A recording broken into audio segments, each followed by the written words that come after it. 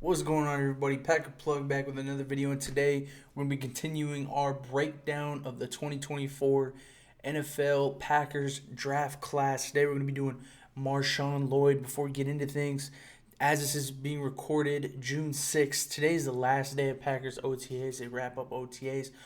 They also have a mandatory mini camp coming up June 11th through the 13th. And then we're going to have a little bit of a slow period in there where Packers aren't going to be having much action, and we won't have training camp starting until July 22nd, I believe. July 22nd. So we're going to have a little bit of a lull there, but we're going to keep the channel going. We're going to keep news updates as everything comes out. What's going on with the players, what's going on with things around the NFL. And yeah, man, let's get into this deep dive of Marshawn Lloyd, running back for USC. The Packers took him in round 3, pick number 25. And man, this is probably the player that I'm most excited for the Packers drafting, just because it's like the most exciting. It's a running back, right?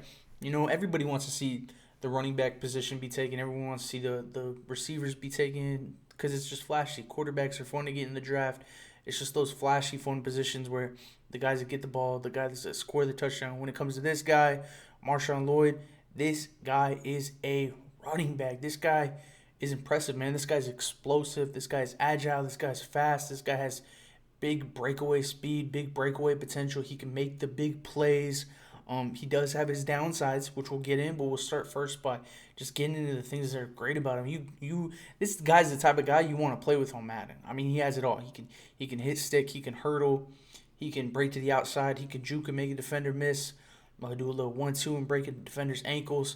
This guy's fun, man. And I mean, he is on the smaller size. Height is 5'9". Weight is 220. So he is built. He can hit someone, you know.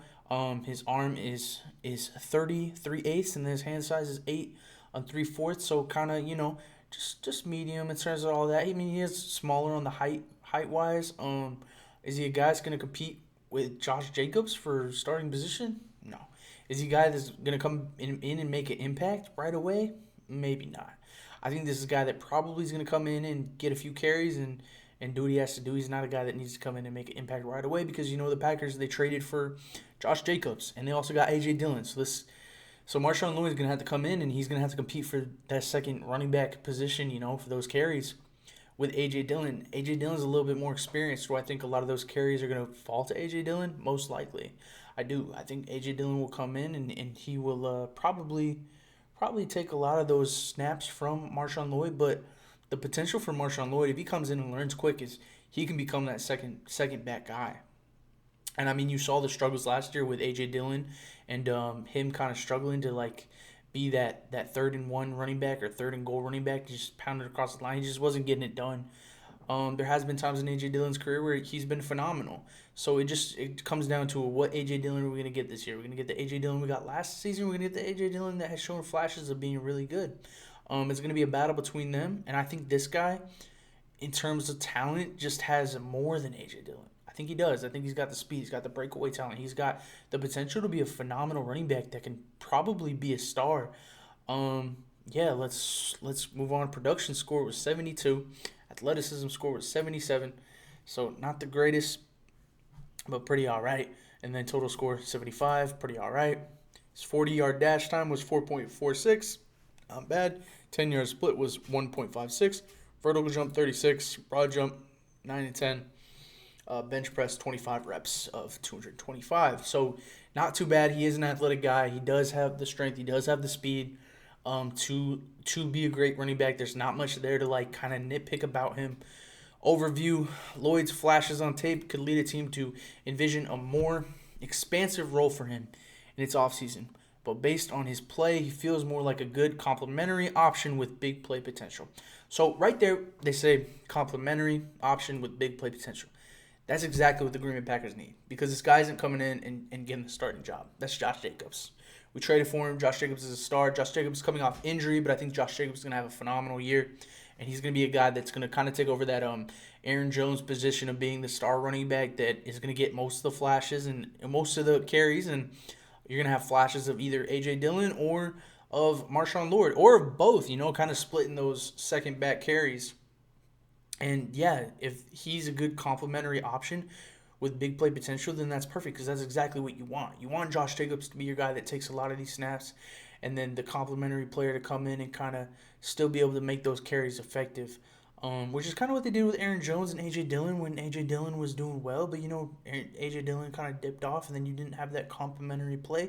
I think you can have that now with Marshawn Lloyd because he does have that big play potential that A.J. Dillon just doesn't have. A.J. Dillon is a third down back. He's a guy that you want to pound the football with. If you're in third and short, you're third and goal. Take a couple carries off Aaron Jones. That's how it was.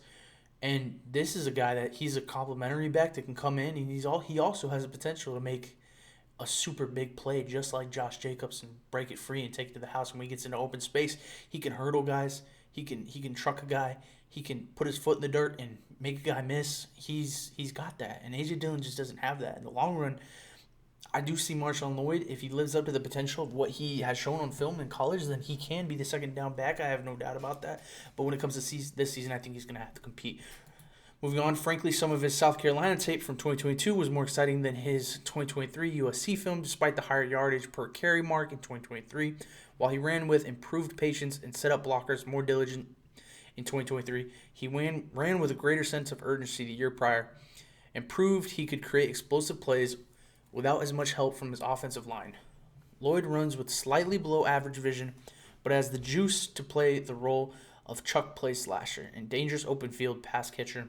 Lloyd is a low mileage prospect, and the scope of his role will obviously depend on scheme. So right there, that kind of excites me when they say dangerous open field catcher, because I mean you already have this Packer teams that we're loaded at receiver. We're loaded with our quarterback and in our passing game. You have another guy who can come in and make an impact in the passing game. That's scary. That's dangerous, and that's exactly what you want. That's kind of like what Aaron Jones was. I mean, he wasn't the greatest, but he could get out in space and be a phenomenal catcher and go make plays, beyond getting the ball handed to him in the backfield. And that's what you want as well. That's what Josh Jacobs could do as well. Lloyd is a low mileage prospect, and the scope of his role obviously depends on scheme fit. Okay, strengths. Displayed improved tempo and ability to set up blocks in 2023. Marries NFL caliber burst with adequate contact pop to fall forward. Twitchy feet, wide base, allowing access to sudden lateral cuts.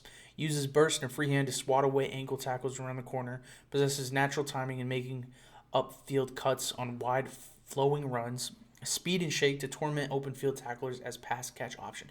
This dude, if you watch the tape, he's phenomenal in open space. He's phenomenal when he's going up against a defender. He'll hit a guy. He can leap over a guy, but also his stiff arm, man. He can get someone, put his hand on him, and put him right in the dirt. I mean, it's so fun, man. He's just so good in space. Weaknesses. Will miss opportunities for splashy runs due to average vision. Running style was less instinctive and urgent at USC than it was at South Carolina. Ball security could be considerable concern for him in the league. So he had 8 fumbles last year. 8. That's really bad. That's really bad.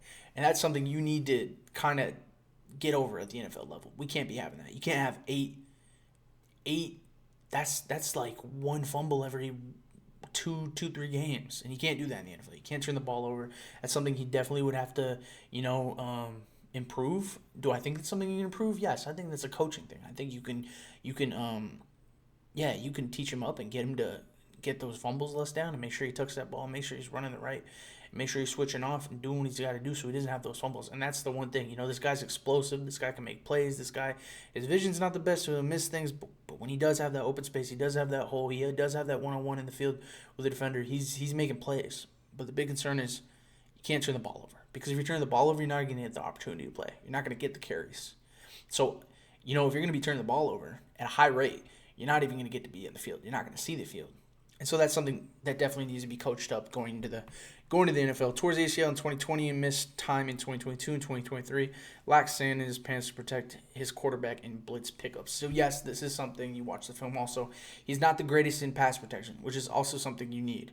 Especially, last year, you watched that interview with Jordan Love talking to, I forget, Micah Parsons, I believe it was in that interview, talking about Aaron Jones would just pick up the block when Micah Parsons would get through. And that's something you need at quarterback or at running back. You need to be able to pass protect. Defender gets through, you need to protect the quarterback. something that struggles in. And again, this is something that also be coached. It's about positioning. It's about timing. It's about, it's not that he has lack of strength, and maybe he does. He just doesn't have that pop. But it's also something you just be in the right place at the right time and pick up that defender, and that's all it takes. And it's something that can be coached up as well. I'm really excited about Marshawn Lloyd. I think he's going to be a phenomenal player. I think he's going to be a phenomenal running back. He just got to clean up those fumbles. He's got to clean up his vision a little bit, which comes with patience. Seeing the patience to see the field and find the hole and give your blockers time to set up and open those holes for you. And this guy, the potential is sky high. It's sky high. Super excited. Probably my favorite pick in this NFL draft for the Packers. I mean, we already got Josh Jacobs, so it's not that crazy. But just to see how this is the most exciting player to watch on tape when it comes to this draft class, just because of his talent level and his skill level. It's super exciting. Couldn't be more excited for Marshawn Lloyd. Make sure you guys comment, leave a comment down below what you think of Marshawn Lloyd. Leave a comment if you think he's going to win that second back race with A.J. Dillon. How do you think that's going to go? How do you think he fits in this Green Bay Packers scheme with Matt LaFleur? How he's going to do with Jordan Love? Leave that all down below in the comments. Make sure you guys subscribe. Make sure you guys like once again. I appreciate it. Packer Plug